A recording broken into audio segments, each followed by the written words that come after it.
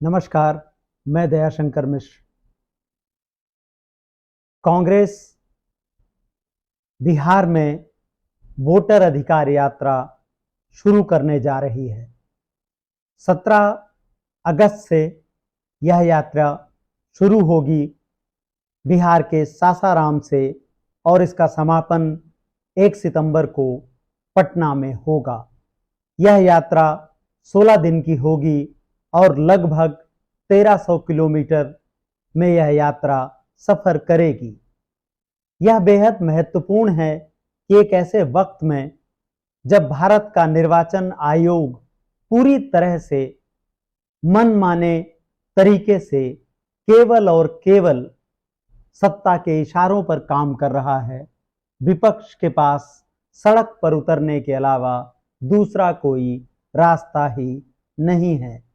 राहुल गांधी की इस वोटर अधिकार यात्रा में बिहार के नेता प्रतिपक्ष तेजस्वी यादव शामिल होंगे, उनकी पार्टी के नेता शामिल होंगे और राहुल गांधी के साथ मिलकर मतदाताओं के पास जाएंगे और उन्हें बताएंगे कि किस तरह से यह बेहद जरूरी है कि आम जनता अपने अधिकारों के लिए विपक्ष के साथ आए, विपक्ष का समर्थन करे। नमस्कार। 17 तारीख हम बिहार में वोटर अधिकार यात्रा पर निकल रहे हैं। वन मैन वन वोट का जो आइडिया है, संविधान को बचाने का जो आइडिया है, उसके लिए हम और हमारे साथ बिहार के सारे युवा एक साथ निकलेंगे और वोट चोरी को रोकने का काम करेंगे। इस लड़ाई में बिहार के युवाओं की जरूरत है। सारे के सारे युवाओं को हमारे साथ जुड़कर संविधान की रक्षा करनी चाहिए। धन्यवाद। आप में से सभी दर्शक यह जानते होंगे कि इस वक्त बिहार में चुनाव आयोग मतदाता सूचियों के पुनर्निरीक्षण में लगा हुआ है, जिसको सामान्य भाषा में आप SIR के नाम से जानते हैं।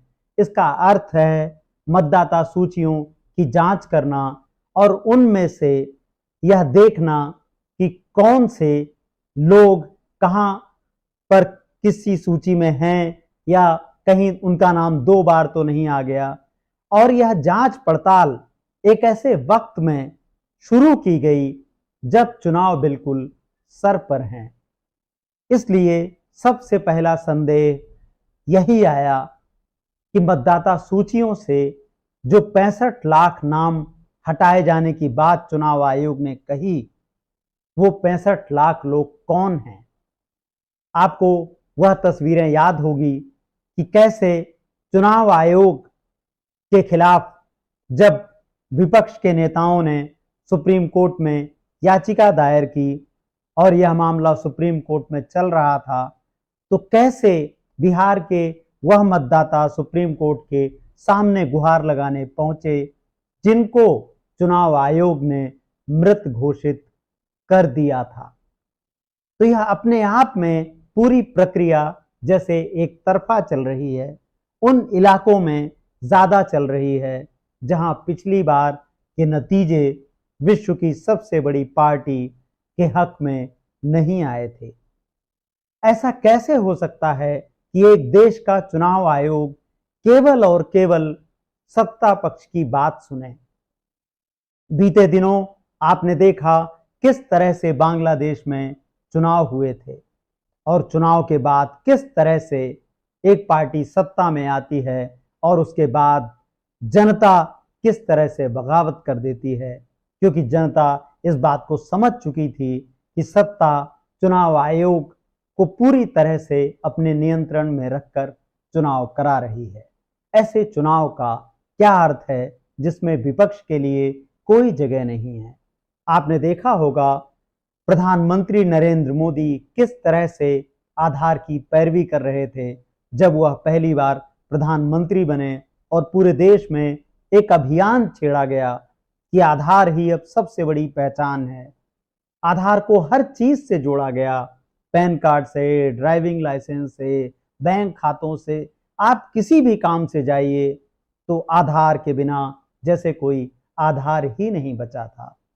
और अचानक से चुनाव आयोग बिहार के मतदाताओं से कहता है कि अब आधार की मान्यता ही खत्म है, अब आधार अकेला काम नहीं करेगा, उसके साथ ये कागज लाओ, वो कागज लाओ। नागरिक माने बैठे थे भरी बरसात में, बाढ़ के बीच, रोजी रोटी के संकटों के बीच, उफनते मानसून के बीच कैसे इस फैसले को स्वीकार किया जा सकता है।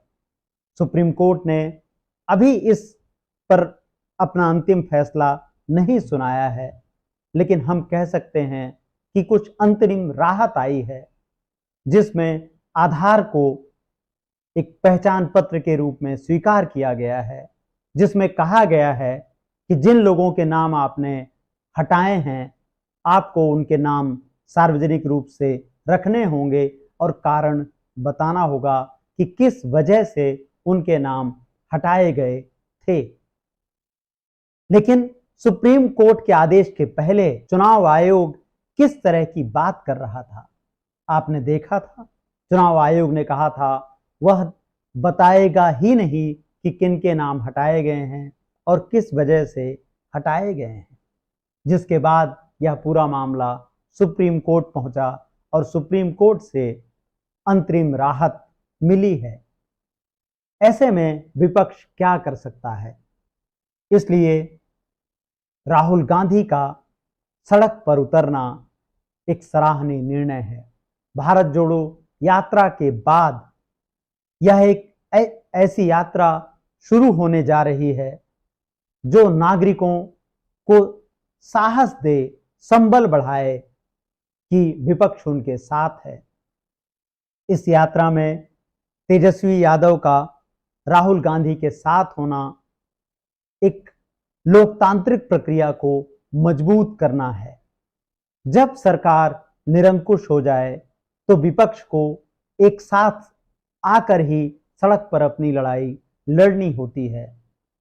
हमें आशा करनी चाहिए कि यह वोटर अधिकार यात्रा जिन जिलों में जाएगी, वहां के नागरिक भी इसके सहभागी बनेंगे और इस मुद्दे को समझेंगे। वोट का अधिकार भारतीय संविधान का सबसे खूबसूरत और जरूरी अधिकार है भारतीय नागरिकों के लिए।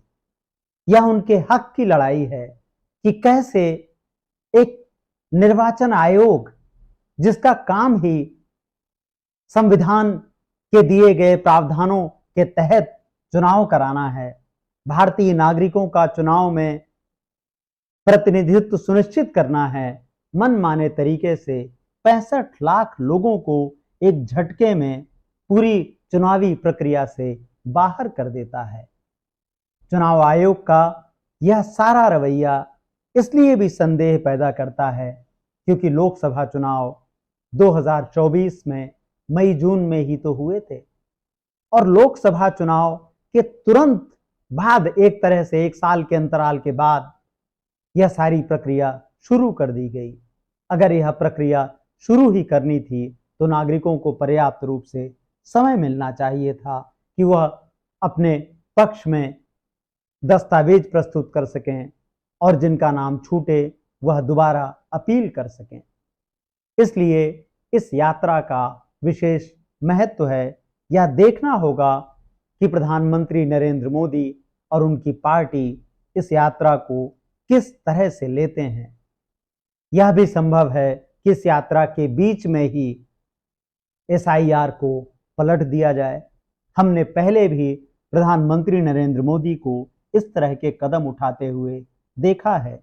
याद कीजिए, जाति जनगणना का सवाल किस तरह से बीजेपी टालती रही, प्रधानमंत्री टालते रहे और अचानक से एक दिन जब उनको लगा कि यह मुद्दा इतना बड़ा है तो उन्होंने एक फैसला लिया जिसमें सारा श्रेय उन्होंने लिया और उन्होंने कहा कि वह जाति जनगणना कराएंगे।